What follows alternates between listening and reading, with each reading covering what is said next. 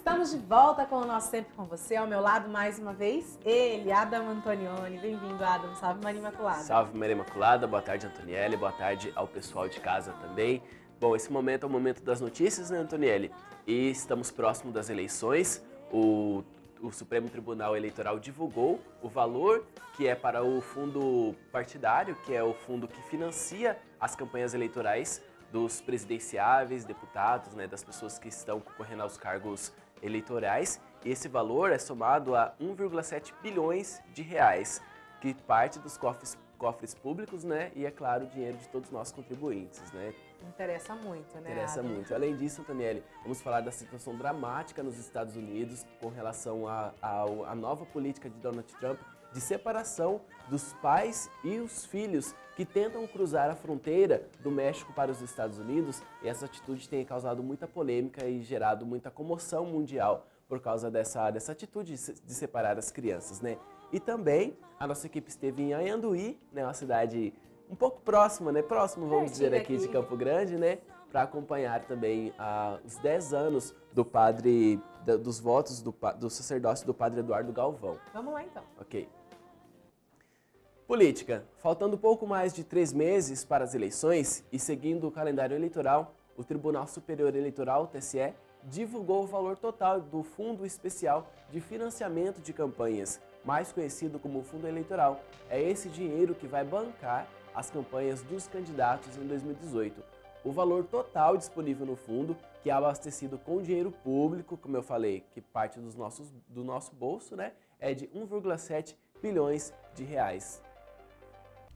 Entre os critérios para a divisão do recurso estão o número de deputados e senadores no Congresso em cada legenda, além dos votos recebidos por partido nas últimas eleições. Por isso, os 5 primeiros da lista, que são MDB, PT, PSDB, PP e PSB, recebem mais de 50% do total do fundo e os outros 30% dividem o restante. Para os partidos, o cenário parece o mesmo, né? Quando se acessa a planilha divulgada pelo TSE de distribuição de recursos, os grandes partidos continuam encabeçando a arrecadação desse dinheiro, dessa verba pública. Agora, para que o Tribunal Superior Eleitoral transfira o recurso, os partidos terão que definir como vão distribuir os valores entre os candidatos e divulgar nos próprios sites. O que já está decidido é que do total recebido, 30% tem que ser usados no financiamento de campanhas de mulheres,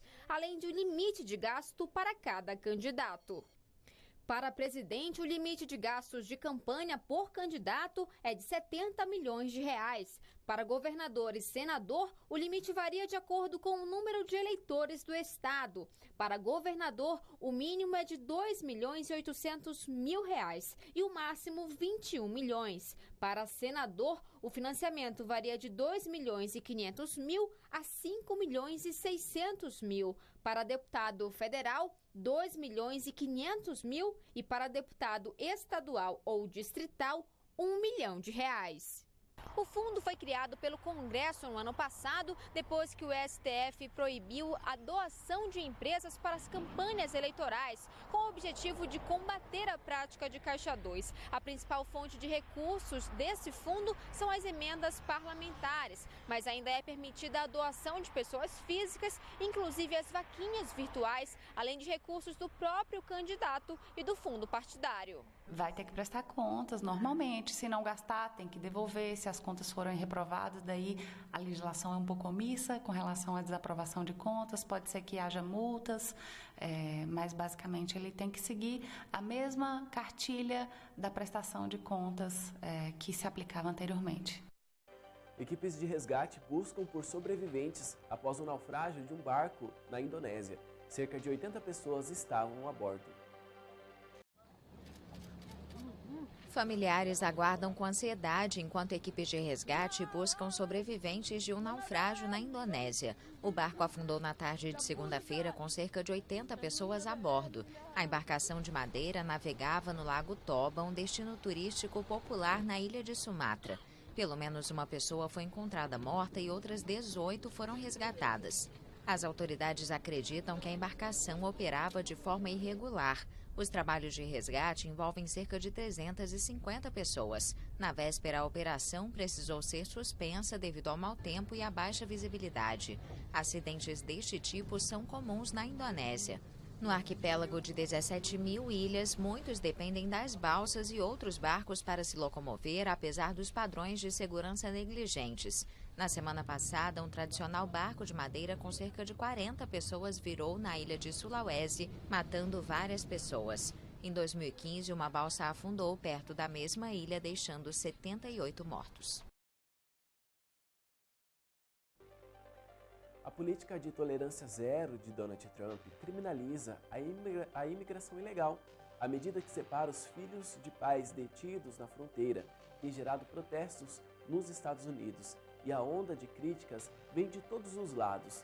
Apesar dos ataques, o presidente americano diz que não permitirá que o país se transforme em um campo de imigrantes. A pressão contra a política migratória de Donald Trump aumentou depois da divulgação de imagens de crianças mantidas atrás de grades em um abrigo provisório no Texas. Em apenas 6 semanas, quase 2 mil menores imigrantes ilegais foram separados dos pais na fronteira. A medida é resultado da política de tolerância zero da atual administração. Todas as pessoas que tentam entrar nos Estados Unidos ilegalmente são processadas criminalmente. Os filhos dos imigrantes são colocados sob custódia do Departamento de Saúde e Serviços Humanos, que pode enviá-los para casas de parentes, lares adotivos ou abrigos. O presidente Donald Trump disse hoje que não permitirá que os Estados Unidos se transformem em um campo de imigrantes e nem em uma instalação de retenção de refugiados. A política linha dura foi condenada por organizações internacionais e grupos de defesa de direitos humanos. Democratas de oposição ao governo e até parlamentares do Partido Republicano de Donald Trump fizeram duras críticas. A mulher do presidente também rejeitou publicamente a medida. Em um artigo publicado no jornal Washington Post, a ex-primeira-dama Laura Bush classificou a política cruel e imoral. Nesse fim de semana, houve protestos em Elizabeth, Nova Jersey.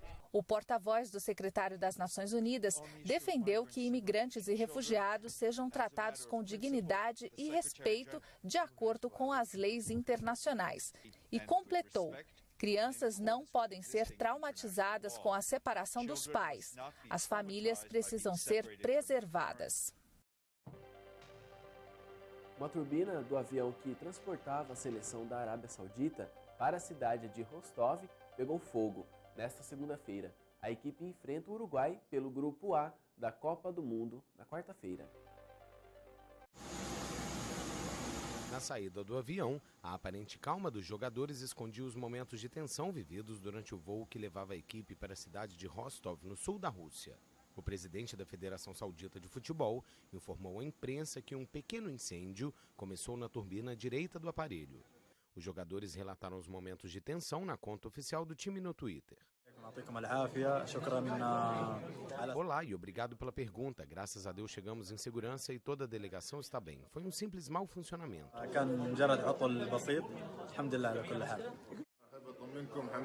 Quero assegurar que chegamos bem. Aconteceu um pequeno mau funcionamento com o avião. Graças a Deus estamos agora no hotel e tudo está bem. Orem para que tenhamos sucesso. Sãos e salvos, os sauditas enfrentam o Uruguai na próxima quarta-feira em partida pelo Grupo A. Que bom, né? Que foi apenas um susto. Agora, mudando de assunto, uma belíssima celebração foi realizada na paróquia para comemorar, aliás, os 10 anos de sacerdócio do padre Eduardo Galvão, que é pároco no distrito de Ayanduí. A nossa equipe esteve lá para registrar esse momento. Vamos acompanhar. No último sábado, 16 de junho, aconteceu no distrito de Ayanduí, localizado a 58 quilômetros de Campo Grande, a celebração de 10 anos de ordenação presbiteral do padre Eduardo Galvão. Com presenças de autoridades civis e religiosas da capital e dos municípios de Sidrolândia e Nova Alvorada do Sul, a comunidade paroquial preparou homenagens ao padre, uma figura muito querida por todos. O Padre Eduardo, quando ele chegou aqui, com a sua simplicidade, com a sua alegria, ele começou a mudar vidas. Ele levou o evangelho aonde estava sendo escondido, ele levou a palavra para comunidades que tinham sido esquecidas. Ele é a pessoa que representa o nosso distrito, ele pensa em todas as problemáticas do distrito, ele se envolve com saúde, com educação. Então, assim, ele é uma pessoa excelente, uma pessoa que, se um dia for embora, a gente vai sentir muita falta. E, assim, é um exemplo de pessoa, de honestidade e de carinho conosco aqui do distrito. Representando sua congregação, a dos pequenos servos do Santíssimo Sacramento, Padre André fez questão de estar presente neste momento festivo. O nosso superior, Padre Marcelo dos Santos, não pôde vir e nos delegou para esta missão de representá-lo. E é óbvio que nós podemos dizer sim, muito obrigado a Deus por aquilo que significa o sacerdócio e também por aquilo que é a pessoa do Padre Eduardo. Todo sacerdote é um dom para a igreja e também é um mistério para o mundo. Um mundo que tanto precisa de Deus e às vezes esquece de buscá-lo. O sacerdote é essa ponte que une os homens a Deus. Muito emocionado, Padre Eduardo se recorda do início de sua vocação e manifesta sua gratidão por tantas bênçãos vividas. Eu me lembro quando eu era pequeno, eu sempre tinha o desejo de ser sacerdote e eu brincava de ser padre. Meus pais eram agricultores. E o gado era o povo, aquele biscoito era a hóstia, o suco de uva era o vinho. E eu brinquei muitas vezes de celebrar a missa para as vacas, para os bois que eram o meu povo. E cada pé de caju era uma comunidade que eu celebrava uma missa. Tudo isso começou lá atrás. Agradeço muito a Deus o chamado que Deus me fez e que um grande sacerdote que hoje não se encontra mais aqui, já se encontra na eternidade, me convidou para participar do encontro vocacional. E desse encontro vocacional começou essa história que hoje nos dará a graça de podermos celebrar 10 anos de sacerdócio. A palavra é só gratidão. Gratidão à Arquidiocese de Campo Grande, que me acolheu, na época na pessoa do nosso arcebispo emérito, Dom Vitório Pavanello. Hoje, Dom Dimas Lara Barbosa, que tem sido um grande pastor, um grande pai. A Ianduí, que me acolheu para passar 3 meses e hoje, em novembro, eu completarei 10 anos que estou aqui. E tantas coisas vivemos aqui, tantas coisas nós construímos aqui. E como disse a palavra, hoje é a palavra de gratidão, de louvor a Deus por essa história, por esse trabalho realizado aqui como um sacerdote para esse povo de Ianduí e também da Arquidiocese de Campo Grande. Outro motivo de alegria para o padre foi a presença de sua mãe durante a celebração. Meu filho, eu confesso, estou feliz, gratificada com o seu ministério, com o seu trabalho. Estou felicíssima em ver como você é aceito aqui em Anduí. Por isso eu entendo porque você não quer voltar para Natal, porque você é muito querido aqui, viu? E as pessoas me falam de você com muito carinho. Eu só tenho a agradecer. Vindo do Rio Grande do Norte, Padre Eduardo tem realizado um belo trabalho em prol dos mais necessitados, exercendo seu ministério não somente dentro da sacristia, mas como tanto tem pedido o Papa Francisco, ele tem buscado construir pontes, estando também próximo às autoridades políticas.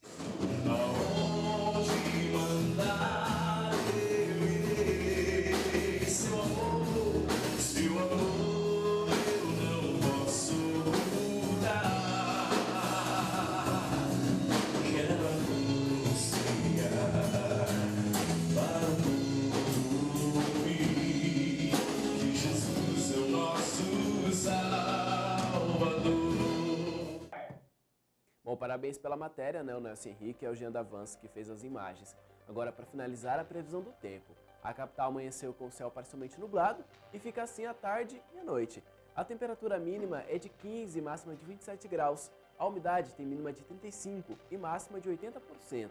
Amanhã, o dia amanhece com sol e tem mínima de 18 graus e a máxima prevista é de 29 graus.